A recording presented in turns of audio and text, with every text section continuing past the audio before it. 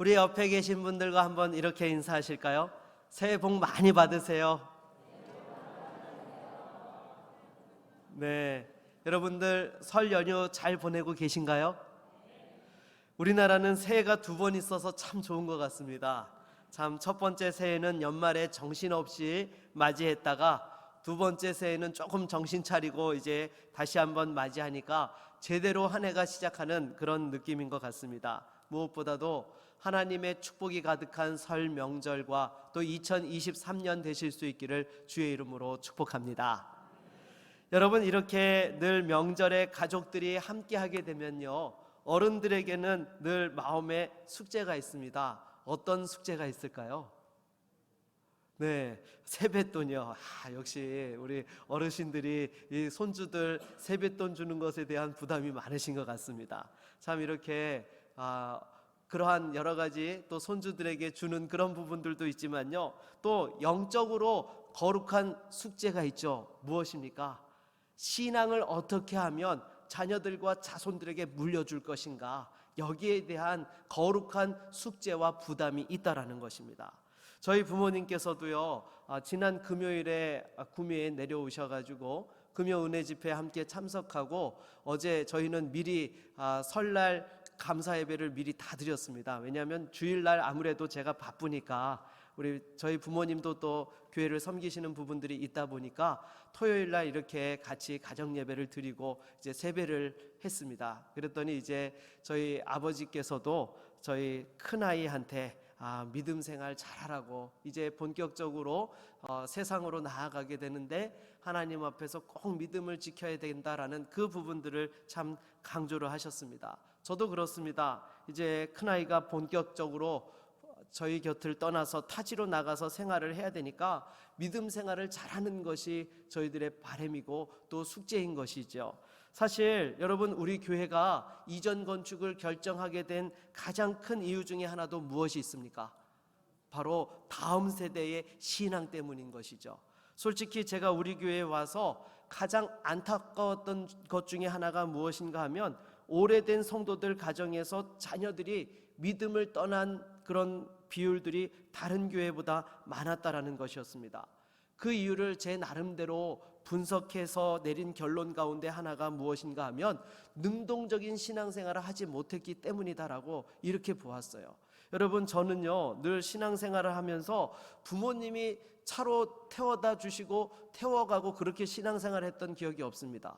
늘 교회가 집 근처에 있을 때는 제가 알아서 걸어서 다녔고, 조금 떨어져 있을 때는 버스를 타고 다니더라도 제가 알아서 버스를 타고 다녔지 부모님이 차를 태워주신 적이 제 기억엔 거의 없습니다. 저희 아이들도 마찬가지예요. 서울에서 살 때 교회에서 5분 거리의 아파트에 살고 있었기 때문에 아이들이 알아서 늘 교회 가서 예배 드리고 또 모임이 있으면 알아서 오고 다녔던 것이죠. 그런데 우리 교회에 와서 보니까 근처에서 이렇게 걸어올 수 있는 아이들은 교역자 자녀들 빼고는 한 명도 없는 것 같아요. 이미 다 키워가지고 밖으로 다 이렇게 졸업을 시켰기 때문에 지금 대부분의 가정들을 보게 되면 부모님이 차를 태워서 데려오고 또 이렇게 오는 경우들이 많다라는 것입니다. 대중교통이 아무래도 불편하다 보니까, 그리고 중고등학교에 들어가게 되면 어떻습니까? 요즘 중고등학생들이 많이 바쁘잖아요. 저희 아이도 보게 되면 막내가 일주일에 3번은 밤 11시 넘어서 오더라고요. 뭐 이렇게 공부를 해야 되는지. 아무튼 그렇게 주중에 늦게까지 공부를 하고 주일날 아침에 일찍 일어나가지고 또한 교회 예배드리러 오려면요, 이거 사실 쉬운 게 아니에요. 제가 아침마다 깨워서 데리고 나오는 우리 성도님들 정말로 존경합니다. 그렇게 하려면 얼마나 아이들하고 이렇게 치열한 공방전을 벌입니까? 그래도 신앙을 지키게 하고자 특심 있는 우리 성도님들이시기에 또 아이들이 이렇게 나오는 거죠. 그런데 개중에 보게 되면요, 거기에서 타협을 하는 가정들이 있습니다. 아무래도 아이가 엄마 아빠한테 자기 너무 힘드니까 가까운 교회 다니면 안 되냐고 이렇게 해가지고 어쩔 수 없이 근처에 교회를 보냈는데, 아무래도 부모 시야에 들어오지 않다 보니까 제대로 신앙생활을 안 하다가 결국 대학 들어가고 취업해서 신앙에서 떠나 있는 경우들이 많은 것입니다. 그리고 아무래도 라이프 스타일이 이전 세대와 다르다 보니까요, 이렇게 또한 교회가 주거지에 있는 것이 아이들 신앙교육에도 훨씬 유리하고 또 학교 앞 전도는 말할 것도 없지요. 그래서 교회가 없는 곳에 교회를 세워 복음을 전하고 또 다음 세대의 회복과 부흥을 꿈꾸며 우리가 지금 이 일을 진행하고 있는 것입니다. 사랑하는 여러분, 이 일을 통하여서 다시 한번 지역 복음화와 우리 다음 세대를 향한 하나님의 축복이 넘치는 은혜가 있기를 주의 이름으로 축원합니다. 오늘 본문을 보게 되면 여호수아도 마찬가지였습니다. 이제 이스라엘 백성들을 데리고 가나안 땅을 정복하고 지파별로 그 땅을 분배하고 은퇴하는 시점에 다음 세대들이 하나님 앞에서 믿음을 지키고 늘 승리하기를 바라는 간절한 바람을 가지고 당부하고 있는 것이 오늘 본문의 말씀인 것이죠. 오늘 본문을 통하여서 오직 하나님만 섬기는 가정, 하나님만 섬기는 믿음의 가문의 축복이 있기를 주의 이름으로 축원합니다. 그렇다면 여러분, 이와 같이 하나님만 섬기는 믿음의 가정이 되기 위해서는 어떻게 해야 될까요? 먼저 하나님의 말씀을 지켜 행해야 되는 줄로 믿습니다. 여러분, 여호수아를 보십시오. 일평생 하나님과 동행하며 승리하였던 비결이 무엇입니까? 하나님의 말씀을 가까이 하고 그것을 지켜 행하였기 때문이죠. 더욱이 모세가 죽고 난 이후에 이스라엘의 지도자로 부르심을 받았을 때 하나님께서 이 여호수아에게 하신 말씀이 있죠. 우리 여호수아서 1장 7절로 8절 말씀을 같이 한번 읽어보겠습니다. 같이 읽겠습니다. 오직 강하고 극히 담대하여 나의 종 모세가 내게 명령한 그 율법을 다 지켜 행하고 우로나 좌로나 치우치지 말라. 그리하면 어디로 가든지 형통하리니 이 율법책을 내 입에서 떠나지 말게 하며 주야로 그것을 묵상하여 그 안에 기록된 대로 다 지켜 행하라. 그리하면 내 길이 평탄하게 될 것이며 내가 형통하리라. 아멘. 여러분, 여호수아는 하나님께서 하신 말씀대로 늘 말씀을 가까이 하고 말씀을 지켜 행하는 그러한 믿음의 삶을 살았던 것입니다. 그랬기에 하나님께서 주신 그 믿음의 선한 역사들을 이루고 또한 이스라엘 백성들에게 약속의 땅을 분배해 줄 수 있었던 것이죠. 그리고 여호수아도 자신의 사역을 마무리하는 시점에 이스라엘의 장로들과 관리들을 불러서 당부한 말씀이 무엇입니까? 여호수아서 23장 6절도 한번 같이 읽어보겠습니다. 같이 읽습니다. 그러므로 너희는 크게 힘써 모세의 율법책에 기록된 것을 다 지켜 행하라. 그것을 떠나 우로나 좌로나 치우치지 말라. 아멘.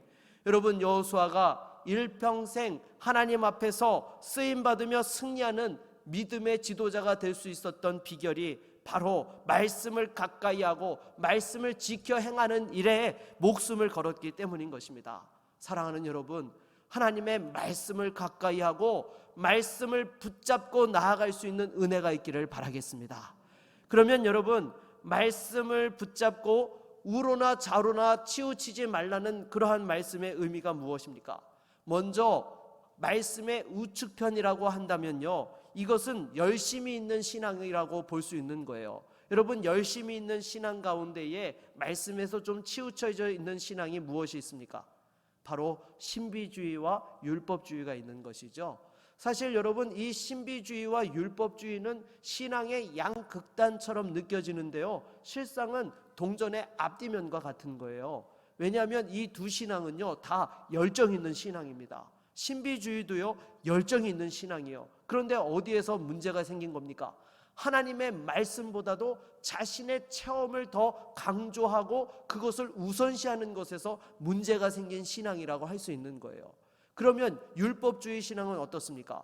이것도 말씀에 열심히 있는 신앙입니다. 말씀을 문자적으로 지키려고 몸부림치는 신앙이죠. 그런데 어디에서 문제가 생긴 겁니까? 하나님께서 주신 그 말씀의 본질을 잊어버리고 그 말씀의 그 율법만을 행하고자 하였기 때문에 문제가 생겼다는 것입니다. 여러분, 하나님께서 율법을 주신 목적이 무엇이죠? 그것으로 우리가 다 지켜서 의로운 사람이 되게 하도록 하기 위해서 주신 것입니까? 아니요. 우리가 하나님 앞에서 죄인인 것을 깨닫고 하나님의 은혜로 살 수 없는 존재임을 고백할 수 있도록 하기 위해서 우리에게 율법을 허락해 주신 거예요. 그런데 그 사실을 잊어버리고 말씀을 지키는 것에만 너무 열심을 내다가 오히려 그것을 자기의 의로 삼고 다른 사람을 판단하는 그런 우를 범하는 신앙이 되고 만 것이 바로 율법주의 신앙이라는 것입니다. 그러면 여러분, 신앙의 좌측편에 있는 것들은 무엇일까요? 이것은요, 바로 세속주의나 인본주의를 이야기할 수 있는 것입니다. 하나님의 말씀을 적당히 가감하면서 인간적인 기준에서 해석하고 적용하는 것이죠. 그래서 성경에 나오는 기적에 대해서는 이해가 되지 않는 것이라고, 다 신화적인 것이라고 배제시켜 버린다든지, 또 하나님의 말씀을 지킨다고 하면서도 세상과 충돌되지 않는 부분에 있어서 적당히 타협하면서 유리한 것만 취하는 그러한 신앙을 가리켜서 신앙의 좌측편에 있는 신앙이라고 이야기할 수 있는 것입니다. 그러나 여호수아는 평생에 우로나 좌로나 치우치지 아니하고 하나님 말씀대로 나아갔을 때에 그 약속의 땅 가나안 땅을 정복하고 이스라엘 자손들에게 지파별로 그 땅을 분배해 줄 수 있었던 것이죠. 사랑하는 여러분, 저와 여러분들도 마찬가지인 것입니다. 신앙생활을 할 때에 그 말씀의 중심을 잡을 수 있기를 바라겠습니다. 열정을 가지더라도 치우친 것이 아니라 하나님의 말씀이 우선이고 말씀이 말씀하고 있는 본질을 늘 붙잡을 수 있는 신앙생활을 해야 되는 것입니다. 그리고 세상과 타협하지 않는 말씀의 신앙을 가지고 있을 때에 우리가 그 가운데에서 또한 하나님과 동행할 수 있게 되는 것이죠. 나에게 때로 말씀대로 사는 것이 불이익이 오고 어려움이 있다 하더라도 하나님의 뜻이면 순종하며 나아갈 때에 그러한 삶이 말씀 중심으로 살아가는 신앙이 될 수 있는 것입니다. 사랑하는 여러분, 날마다 이 말씀으로 우리의 인생의 기준을 삼고 우로나 좌로나 치우치지 않는 우리의 가정과 자녀들과 자손들이 될 수 있기를 바라겠습니다. 그러면 이와 같이 하나님 말씀 중심으로 살기 위해서는 어떻게 해야 될까요? 먼저 하나님의 말씀을 귀하게 여겨야 됩니다. 여러분, 그렇잖아요. 말씀을 귀하게 여기지 않으면서 어떻게 말씀 중심으로 살 수 있겠습니까? 말씀을 귀하게 여길 때만이 여러분, 우리가 하나님 중심으로 살아갈 수 있는 거예요. 그래서 설교 시간에 하나님의 말씀을 받을 때에도 인간의 말로 받지 아니하고 하나님의 말씀으로 받아야 합니다. 물론 목사도 인간인지라 실수하고 연약한 부분들이 있습니다. 부족한 부분들이 있어요. 그래서 어떤 분들은 목사의 그런 부분 때문에 설교가 은혜가 되지 않는다라고 이야기하는 분들이 계세요. 그런데 죄송하지만요, 이런 분들은요, 영적으로 어린아이와 같은 신앙인 것입니다. 여러분, 우리가 신앙생활을 할 때에 가장 중심이 무엇입니까? 하나님이 중심이고 말씀이 중심이 되어야 되는 거예요. 사람 보고 신앙생활을 하는 거 아닙니다. 인간은 다 연약합니다. 허물이 있고 약점이 있기 때문에 가까이 지내다 보면 우리가 상처받고 실망하는 일들이 한두 번이 아니에요. 그거 바라보고 거기에서 나는 신앙생활 못하겠다고 하면 그 어린아이 신앙에 불과한 것이죠. 그래서 히브리서 5장 12절로 14절을 보면 이렇게 말씀하세요. 우리 한번 읽어보겠습니다.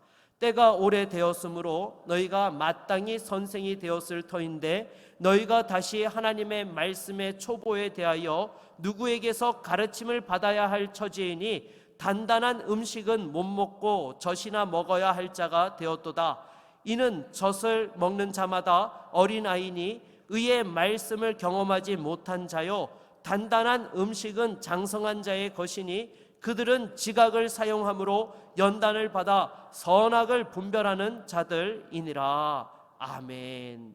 여러분, 영적으로 장성한 자들은 하나님의 말씀을 대할 때에 지각을 사용해서 그 말씀을 충분히 소화해낼 줄 안다라는 것입니다. 반면에 어린아이 신앙은 어떻습니까? 하나부터 10까지 다 갈아서 떠먹여 주어야 하는 거예요. 그래서 영적으로 장성한 자들은요, 말씀을 전하는 자의 부족한 그러한 모습보다도 말씀 자체에 집중할 줄 알고 하나님께서 지금 내게 하시는 그 메시지가 무엇인지를 붙잡을 줄 안다는 거예요. 사랑하는 여러분, 그런데 어린아이와 같은 분들은 어떻습니까? 이 말씀의 본질보다 부수적인 것에 마음이 상하고 그 영향을 받아서 제대로 은혜를 받지 못한다라는 것입니다.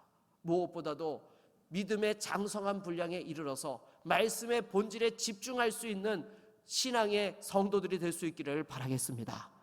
그리고 한 가지 더, 말씀을 지켜 행하기 위해서는요, 여러분 어떻게 해야 됩니까? 날마다 하나님의 말씀을 가까이 해야 되는 거예요. 은혜 받았을 때는 하루 10시간 성경 읽다가 또 그리고 나서는 그 다음 날부터는 한 달 동안 성경 한 장도 펴보지 않다가 다시금 또 은혜 받아서 성경을 또 주구장창 몇 시간 읽고 기도하고, 아니요 여러분, 날마다 꾸준하게 말씀과 기도의 자리로 나아가는 것이 우리가 이 신앙에서 좌로나 우로나 치우치지 않는 비결이 될 수 있는 거예요. 제가 얼마 전에 이 유튜브를 보다가 서울대 컴퓨터공학과를 졸업하고 입시 지도를 하고 있는 강사의 동영상을 보게 되었습니다. 근데 이 사람이 어떻게 하면 학생들이 공부를 잘할 수 있을까? 공부를 잘하는 학생들의 공통점이 무엇인가를 알려고 7년 동안 3,000명이 넘는 서울대 학생들을 1대1로 다 인터뷰를 했다는 거예요. 공부를 할 때 어떻게 했는지, 그리고 자신도 공부를 할 때 어떻게 했는지 보았더니요, 공통점이 있었는데 무엇인가 하면요, 꾸준히 공부하는 공통점이 있었다는 거예요. 여러분, 예전에 어른들이 그런 말 했죠. 서울대에 가려면 몇 시간 이상 자면 안 된다고요? 네, 4시간 이상 자면 안 된다고, 4시간 자면 합격이고 5시간 자면 떨어진다라는 그런 이야기가 있었어요. 그런데 보니까요, 이 강사가 자기는 고등학교 시절에 하루 7시간을 잤다는 거예요. 그리고 학기 중에는 4시간 자기 공부를 했고 방학 때는 11시간 공부를 했다는 거예요. 근데 중요한 거는요, 이거를요 하루도 안 빠지고 충실하게 했다는 거예요. 여기에서 바로 핵심이 갈라지게 되더라는 것입니다. 여러분, 공부를 하는데요, 학생들이요 정말로 책상에는 앉아 있는데 집중하지 못하고 시간을 흘려보낼 때가 너무 많다라는 것이죠. 그 시간을 온전하게 집중하여서 꾸준하게 가져갈 수 있느냐 없느냐가 학생들의 실력을 또한 판별하는, 그것을 구분짓게 하는 그러한 부분들이 된다라는 거예요.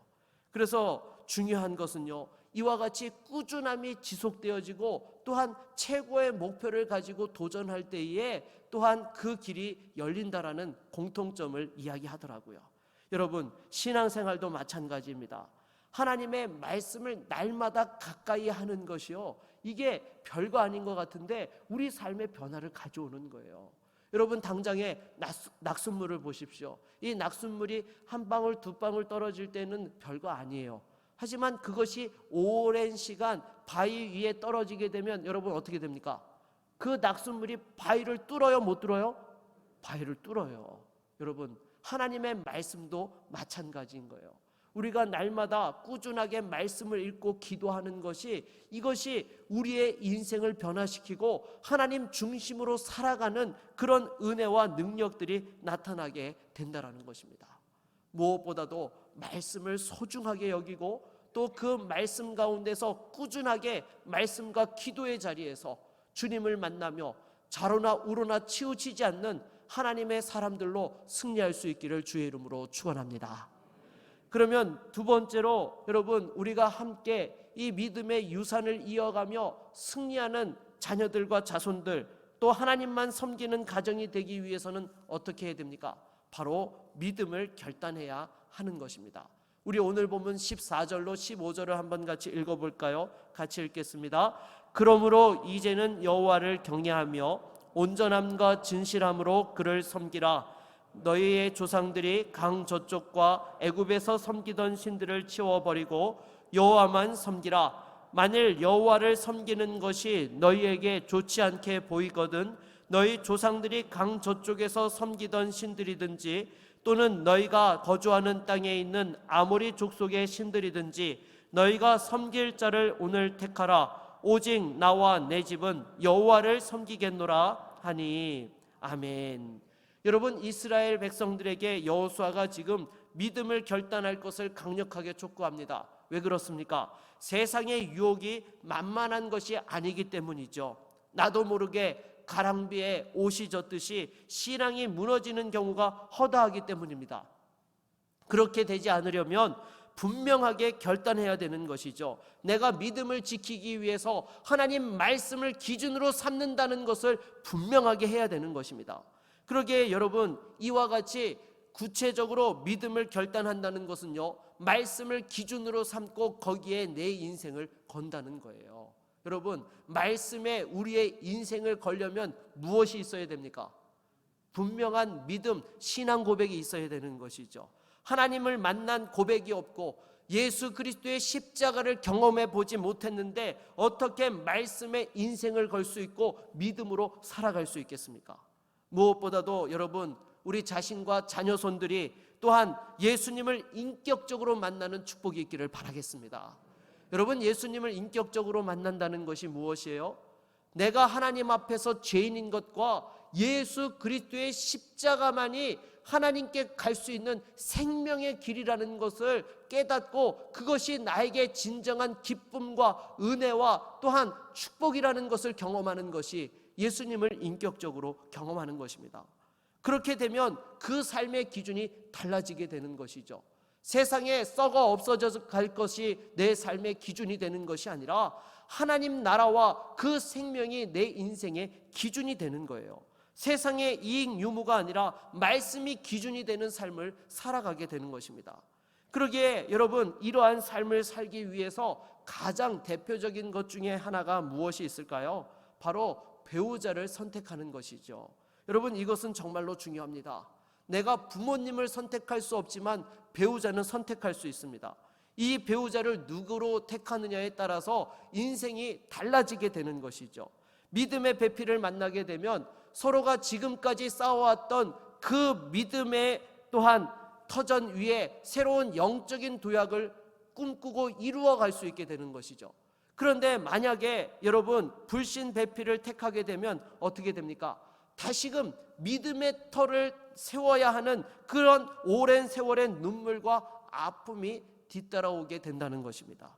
당장에 여러분, 솔로몬도 보십시오. 여러분, 솔로몬의 아버지가 누구였습니까? 하나님의 마음에 가장 합하다고 칭찬받았던 사람 중에 하나인 다윗이었던 것이죠. 여러분, 이 다윗으로부터 솔로몬은 정말 많은 축복을 받은 사람이었어요. 다윗이 그렇게 원했던 성전 건축을 하나님께서 누구를 통해 하게 하셨어요? 솔로몬을 통해 하게 하셨던 것이죠. 그리고 하나님께서는 이 솔로몬에게 지혜를 주셔서 이 세상에 그 어떤 사람보다도 지혜로운 왕으로 쓰임받을 수 있도록 축복해 주셨던 것입니다. 이렇게 정말로 좋은 믿음의 터전 위에서 시작했던 사람이 솔로몬이었는데, 여러분, 이 솔로몬이 어떻게 해서 타락하게 되었던 것입니까? 바로 이방 결혼을 했기 때문이다라는 것이죠. 정치 외교적인 이익을 위해서 이방 나라 왕들의 공주를 배우자로 받아들였을 때에 결국에는 그들이 와서 뭐라고 합니까? 나를 사랑한다고 하면 나와 함께 이 내가 섬기는 신들 앞에 같이 한 번만 절하자고, 거기에 결국에는 넘어가서 우상을 섬기는 그런 안타까운 죄를 저지르고 말았던 것입니다. 저는 정말 이런 솔로몬을 보면요, 너무너무 안타깝고 화가 나요.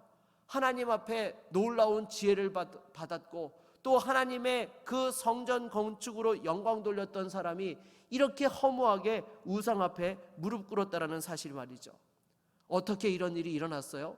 이방 공주를 또한 맞아들였을 때에 문제가 생겼다라는 것입니다. 사랑하는 여러분, 특별히 사랑하는 자녀들과 자손들이 배우자를 선택하는 문제에 있어서 어려서부터 철저히 가르치고 교육할 수 있기를 바라겠습니다. 그리고 우리 자신도 그 기준에서 절대로 흔들리면 됩니까, 안 됩니까? 안 돼요. 근데 제가 보니까 사실 많은 분들이 흔들리더라고요. 말로는 믿는 배필 만나게 하겠다고 이야기해놓고 실상에 결혼하면서 이 배우자로 데리고 온 사람들을 보면은요, 안 믿는 사람들을 데려오는 경우들이 비일비재하다라는 거예요. 왜요? 당장의 자녀를 생각하니까 어때요? 현실이거든요. 내 자녀가 고생하면서 힘들게 살기보다는 안정되고 또 명예도 누리고 편안하게 살아갈 수 있기를 바라는 것이 그 모든 부모의 마음들이기 때문에 사실 그런 현실 속에서 여러분 너무나 힘들고 어렵다라는 거예요. 그럼에도 여러분 중요한 것은요, 단 눈앞에 보이는 이익을 따라서 결정하는 것이 아니라 이것이 신앙에 유익한지 여부로 우리가 결단을 할 때에 하나님께서 주시는 은혜가 있고 복이 있는 줄로 믿습니다. 제가 송구 영신 예배 때 말씀을 드리기는 했는데요, 저희 큰아이가 대학 진학을 하면서 이 아이가 원하는 전공을 보니까 이 불교 학교들이 아무래도 이 좋은 평판을 얻는 학교들이었습니다. 그래서 이 학교들에 지원을 하면 합격할 수 있는 최초 합이 가능한 상황들이었는데 이 신앙 양심상 저는 도저히 그렇게 못하겠더라고요. 왜냐하면 태중에 있을 때부터 하루도 안 빠지고 기도해주고 또 아이들이 성장할 때에 하나님 말씀으로 이 아이들을 키운다고 제 아내가 우리 아이들이 초등학교 들어갈 때까지 전래동화도 절대로 안 읽어주었습니다. 성경 동화만 읽혀주었던 거예요. 하나님 말씀을 그 중심에 심는다라고 그렇게 공을 들이고 어려서부터 믿음으로 키우고자 몸부림쳤는데 그런 아이를 불교 학교에 보낸다라는 것이 허락되지가 않는 것이었습니다. 만일 이런 선택을 했다가 나중에 아이가 안 믿는 여자와 결혼하겠다고 하면 어떻게 하겠습니까? 그래서 그러한 것들을 포기를 하는 선택을 하게 된 것이죠. 물론 여러분 그것도 누군가가 전도를 위해서 가야 되는 곳인 것은 맞습니다. 근데 여러분 이 부분에 대해서는요 정말 기도하고 결정해야 돼요. 제가 아는 한 교수님께서 이 동국대에 지금 현재 교수로 재직 중에 있습니다. 아주 믿음이 좋은 안수 집사님이신데 이분은요 동국대 교수를 지원하게 된 것이 갈 데가 없어서 간 것이 아니라 기도하는 가운데 하나님께서 자기에게 선교사적인 그러한 감동을 주시고 사명을 주셔서 더 좋은 학교에 교수로 갈 수 있는데도 그거를 내려놓고 그 학교에 간 거예요. 왜요?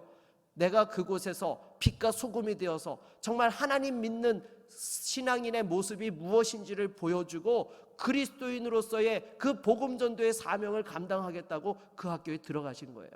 그리고 때에 따라서는 우리 성도들 가운데 자녀들을 피치 못하게 보내는 경우들이 있을 겁니다. 원하는 학과가 그 학교밖에 없다든지 점수를 맞추다 보니까 어쩔 수 없이 보내는 그런 상황들이 발생할 수 있어요. 근데 여러분 할 수만 있으면 그런 선택을 피할 수 있기를 바라고 피치 못하게 가야 된다면 여러분 정말 기도 많이 하셔야 돼요. 정말로 하나님 앞에서 이 아이가 믿음 흔들리지 않고 하나님 앞에서 온전히 설 수 있도록 정말로 그 부분에 대해서 제대로 가르치고 보내야 되는 것입니다. 실제로 제가 동국대 학생들 가운데서도 믿음 좋은 청년들을 본 적이 있어요. 제가 신반포교회에서 사역을 할 때에 이 동국대 앞에 가서 전도를 할 때예요. 사실 그 동국대 다니는 학생들이 와서 전도에 참여하는 것이 쉽지가 않습니다. 왜냐하면 같이 전도하다가 걸리면요 사진으로 다 찍어가지고 학교 징계위원회에 회부가 됩니다.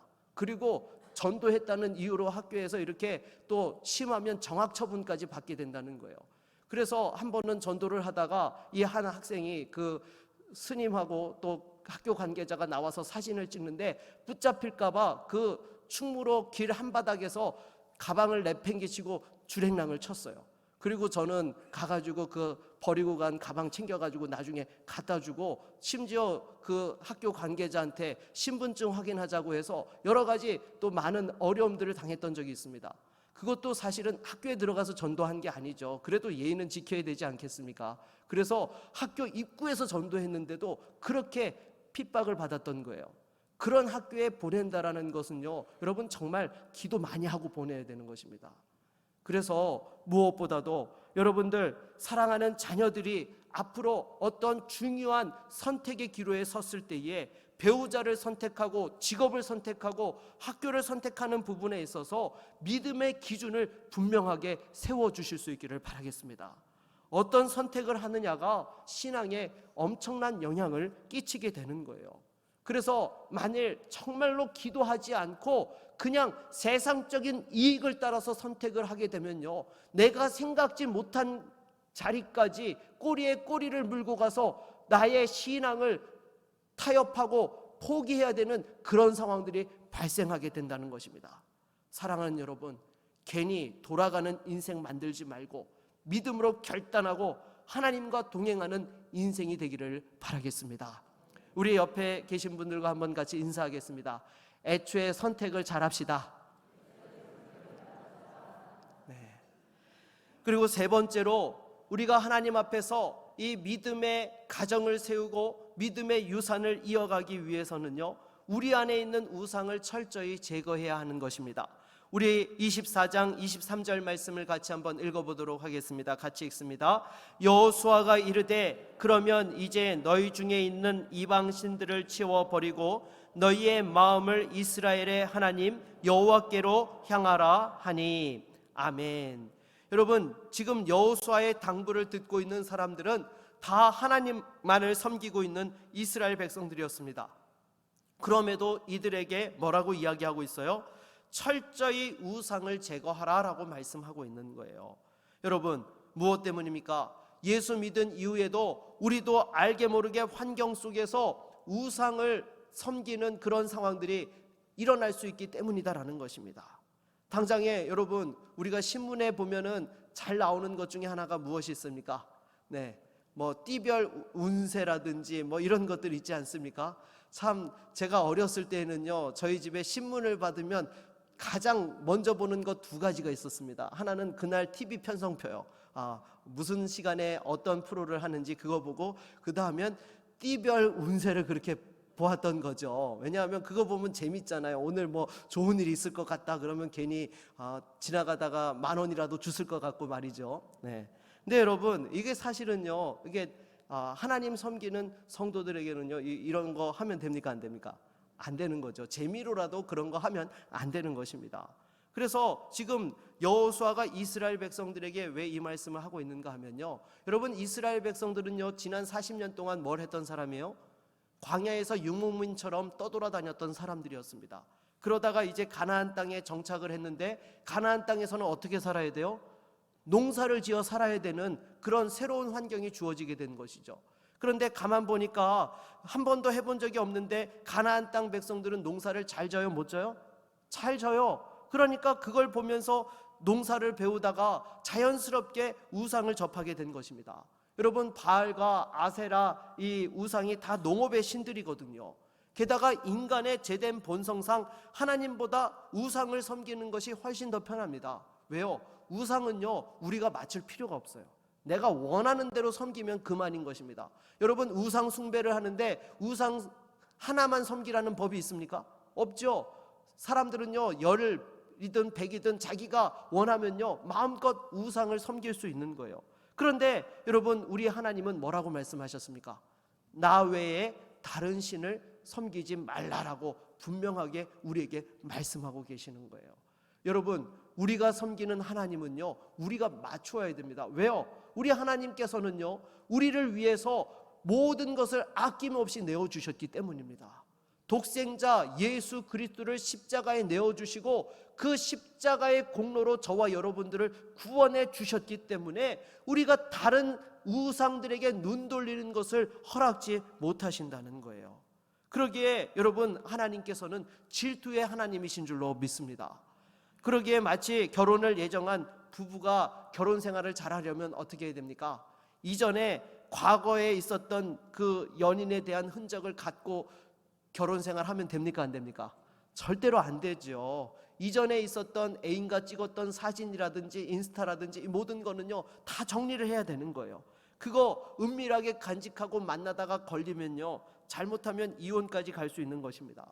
여러분, 하나님께서 그와 같이 우리를 사랑하시기 때문에 여러분, 하나님을 섬기는 것은요, 세상의 우상을 섬기는 것과 같지 않다라는 것입니다. 그런데 문제는요, 여러분, 세상을 사랑하고 의지하는 것이 인간에게 너무 자연스러운 제된 본성이라는 것입니다.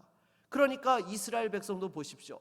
하나님께서 특별히 구별하여 선택하시고 선민으로 삼아 주셨건만, 또 하나님께서 얼마나 기다려주시고 수많은 선지자를 보내어 주셨건만 결국에는 말씀에서 떠나서 이스라엘이 망하고 말았던 것입니다. 그러기에 끊임없이 우리 안에 우상을 제거하고 철저히 말씀대로 살고자 몸부림쳐야지만 우리가 하나님 앞에서 그 신앙을 이어갈 수 있게 되는 것입니다. 하나님의 은혜가 사라지면 우리는 한순간도 믿음을 지킬 수 없고 믿음대로 살아갈 수 없는 거예요. 여러분, 하나님 은혜는요, 과거에 받은 것으로 족하면 안 됩니다. 지금 이 자리에서 받는 은혜가 있을 때에 우리가 신앙을 이어갈 수 있게 되고 믿음으로 승리할 수 있게 되는 것입니다. 그래서 무엇보다도 은혜를 사모하고 나도 모르게 또한 우리 안에 들어와 있는 그 우상들을 철저히 제거하면서 하나님 앞에 믿음으로 살아갈 수 있는 은혜가 있기를 바라겠습니다. 말씀을 맺겠습니다. 설 명절을 맞이하여서 사랑하는 가족들과 함께 다시 한번 믿음을 결단하는 시간이 될 수 있기를 바라겠습니다. 우리 안에 있는 우상을 철저히 제거하고 다시 한번 하나님의 말씀을 귀하게 여기고 가까이 하며 좌로나 우로나 치우치지 않는 그러한 말씀 중심의 신앙으로서 다시 한번 설 수 있는 시간이 될 수 있기를 바라겠습니다. 그래서 부디 바라기는 주님 오시는 그날까지 이 믿음의 3대의 축복을 이어가며 영광 돌리는 믿음의 가문, 믿음의 교회가 될 수 있기를 주의 이름으로 축원합니다. 우리 한번 같이 찬양하고 말씀을 의지하여 기도하겠습니다.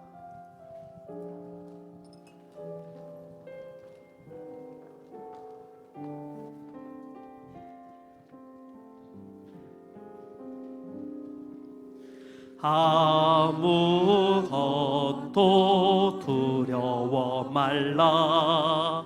주 나의 하나님이 지켜주시네. 놀라지 마라, 겁내지 마라. 주님 나를 지켜주시네.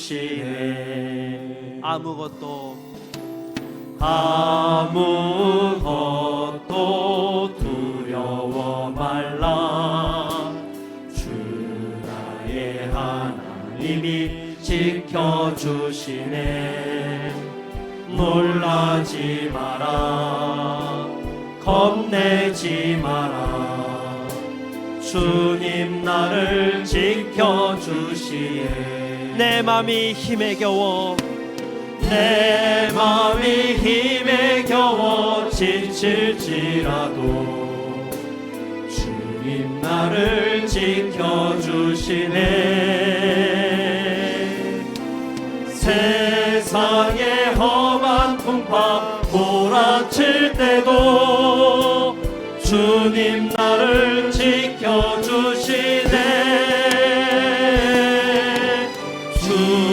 주님은 나의 산소, 주님은 나의 요새, 주님은 나의 소망, 나의 힘이 되신 여호와.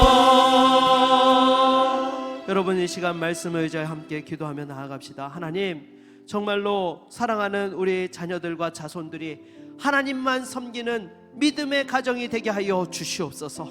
하나님 말씀 앞에서 좌로나 우로나 치우치지 아니하고 다시 한번 믿음의 결단을 하며 우리 안에 있는 모든 우상들을 버리고 하나님 중심으로 살아가는 은혜가 있게 하여 주시옵소서. 우리 함께 같이 말씀을 의지하여 기도하겠습니다. 주여, 하나님 아버지, 이 시간 주 앞에 기도합니다. 주여, 사랑하는 성도들 이렇게 설 명절을 맞이하여 가족들과 함께합니다. 무엇보다도 예수만 잘 섬기는 우리 집 되어질 수 있기를 간절히 소원하오니 사랑하는 성도들의 가정을 붙들어 주시옵소서. 다시 한번 하나님 앞에서 믿음을 결단하는 시간이 되게 하여 주시옵소서. 하나님의 말씀이 기준이 되는 가정이 되게 하시고 인생이 되게 하여 주시고 자녀들과 자손들이 되어질 수 있도록 역사하여 주시옵소서. 무엇보다도 이 타락한 시대 속에서도 다시 한번 하나님을 만나는 은혜가 있게 하여 주시옵시고 말씀의 그 기쁨과 생명을 누리며 살아갈 수 있도록 역사하여 주시옵시고 주여, 일평생 하나님과 동행하는 믿음의 자손들이 되어질 수 있도록 축복하여 주시옵소서. 주여, 바라옵기는 주님 오시는 그날까지 이 믿음의 3대의 축복을 이어가는 은혜가 넘쳐날 수 있도록 역사하여 주시옵소서. 주여, 우리는 부족하고 연약합니다. 날마다 하나님의 은혜의 장중에 붙들어 주시옵시고 눈동자와 같이 보호하여 주시옵시며 날마다 주의 은혜로 살아갈 수 있기를 소원합니다. 다시 한번 우리 안에 있는 모든 세상들을 제거하게 하여 주시고 믿음을 결단하는 은혜가 있게 하여 주시옵소서. 나의 힘이 되신 여호와. 예수 그리스도의 이름으로 기도드립니다. 아멘.